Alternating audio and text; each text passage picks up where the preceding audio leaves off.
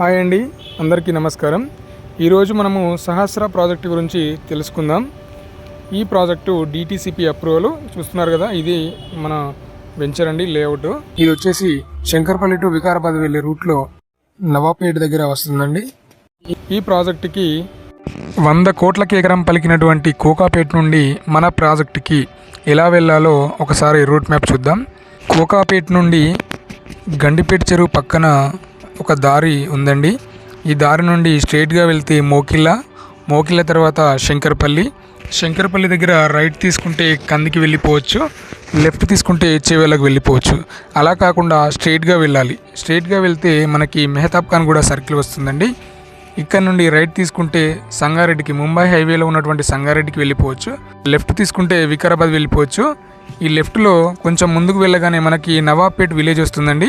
ఈ నవాబ్పేట్ విలేజ్ దగ్గరే మన ప్రాజెక్ట్ నేమ్ వచ్చేసి సహస్ర ప్రాజెక్టు. ఇది 20 ఎకరాల ప్రాజెక్ట్ అండి. ఫేజ్ 1 ఇస్తున్నారు కదా, ఇదే మన ప్రాజెక్ట్ అండి. మన ప్రాజెక్టులో 2 పార్కులు ఇస్తున్నాము, మరియు క్లబ్ హౌస్ కూడా ఇవ్వడం జరుగుతుందండి. ఈ వీడియోలో చూపిస్తున్నాం కదా, ఇది మన లేఅవుట్. ఇది ఫుట్బాల్ కోర్టు.